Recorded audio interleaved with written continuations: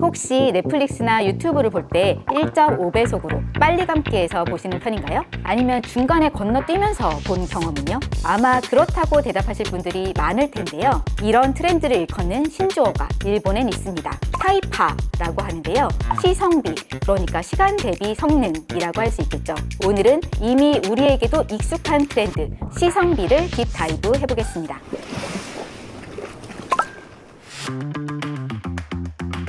일본 칼럼니스트 이나다 도요시가 쓴 영화를 빨리 감기로 보는 사람들이란 책에서 왜 사람들이 빨리 감기를 할까? 그 이유를 시성비로 설명했는데요. 세상에 콘텐츠가 넘쳐나니까 한정된 시간에 가능한 한 많은 것을 보고 싶다. 이런 트렌드라고 할 수 있겠습니다. 우리나라에서도 엠브레인이라는 업체가 설문조사를 한 게 있는데요. 응답자의 69.9%가 빨리 감기로 영상 콘텐츠를 시청한 경험이 있다고 하죠. 그러니까 일본만의 현상이 아닌 겁니다. 시성비를 왜 추구하게 됐을까? 일단 디지털화 때문입니다. 예전에 LP판으로 음악을 들을 때 이 곡에서 저 곡으로 뛰어넘어서 듣는 것조차 어려웠거든요. 그런데 이게 CD로 바뀌면서 CD를 갈아 끼워야 하는 불편함이 있었습니다. 하지만 지금은 스트리밍 시대가 되었고요. 앨범과 아티스트까지 얼마든지 쉽게 전환을 할 수 있게 된 거죠.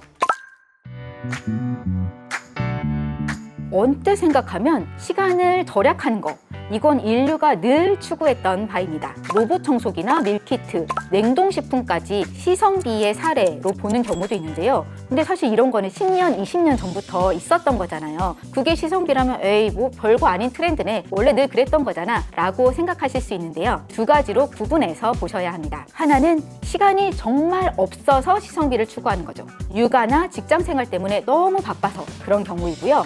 다른 하나는 그렇게 시간을 아끼고 쪼개 쓸 필요가 없는데도 시성비를 추구하는 겁니다. 그리고 우리가 주목할 건 후자, 시간이 아주 많은데도 시성비를 추구하는 이런 사람들이 엄청나게 늘어나고 있는 현상입니다. 일본의 사례를 보자면요. 플라이어라는 독서 앱이 있어요. 책 한 권을 10분 만에 볼 수 있도록 요약해 주는 서비스인데요. 주로 경제나 경영 서적을 이렇게 요약해서 제공한다고 합니다. 컨셉은 6시간 동안 읽을 책을 10분 만에 볼 수 있다라는 거죠. 누적 이용자 수가 110만 명에 달할 정도로 인기를 끌고 있다고 합니다. 또 유튜브에 넘쳐나는 영화나 드라마를 요약해준 영상도 바로 이런 시성비 사례라고 할 수 있는데요. 보통 영상을 따와서 거기에 자막을 입히고 내레이션까지 입혀서 10분 정도로 요약을 해주잖아요. 특히 결말 포함이라고 된 영상이 조회수가 높은 경우를 볼 수 있다고 합니다. 유튜브 쇼츠도 약간 비슷한데요. 유튜브 쇼츠가 일반 동영상에 재미있는 부분만 잘라내서 편집한 게 많잖아요. 이런 경우에 쇼츠를 보고 이게 괜찮네 싶으면은 그제서야 원본 영상을 찾아보는 거죠. 이런 게 다 시성비를 추구하는 현상이라고 할 수 있겠는데요. 동시에 스포일러 소비라고도 할 수 있습니다. 스포일러를 오히려 찾아서 보는 거죠. 최근에 일본에서 나온 타이파의 경제학 이란 책을 보면 이런 심리를 분석해놨는데요. 일단 가성비와 시성비는 완전히 다른 개념입니다. 가성비는 돈에 여유가 없어서 그래서 돈을 좀 더 유익한 곳에 쓰려고 돈을 아끼는 현상이고요. 시성비는 시간이 없어서도 아니고 시간을 더 유익한 곳에 쓰려고 아끼는 것도 아닙니다. 그럼 도대체 왜 시성비를 추구하는 걸까요? 우선 손해를 회피하려는 심리입니다.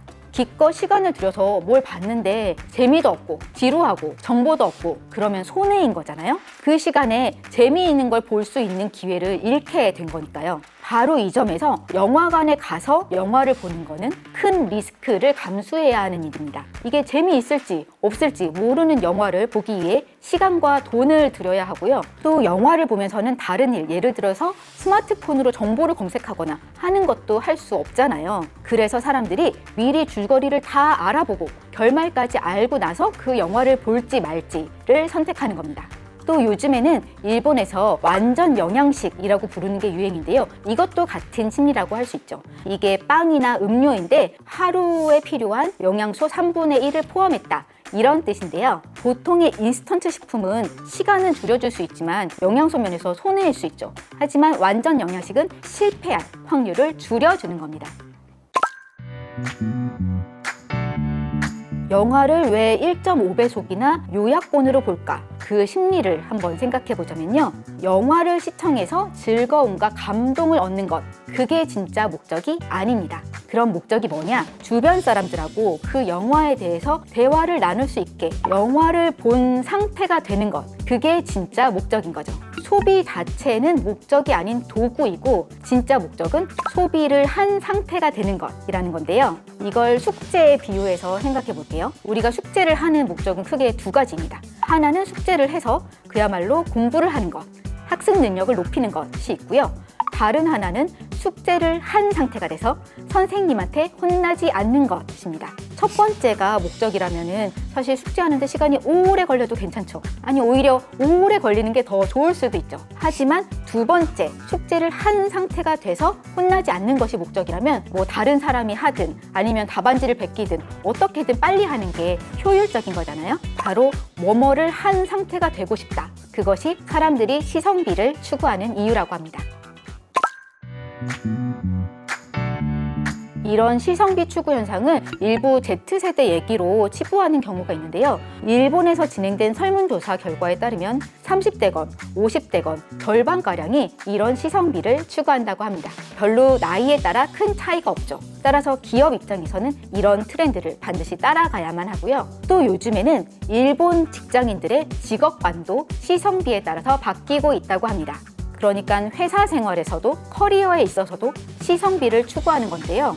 연공 서열이 아주 뚜렷한 대기업에서 서서히 성장하면서 안정성을 추구하기보다는 스타트업 같은 데로 이직을 해서 되도록 빨리 성장하고 싶다. 이런 심리가 강해지고 있다는 겁니다. 어떻게 보면 영화뿐 아니라 인생에서도 1.5배속으로 살고 싶은 건데요. 이런 시성비 추구 현상은 이미 현실로 다가와 있습니다. 여러분 생각은 어떠신가요? 이 영상은 몇 배속으로 보셨나요? 오늘 영상 재미있게 보셨다면 구독, 좋아요 부탁드립니다.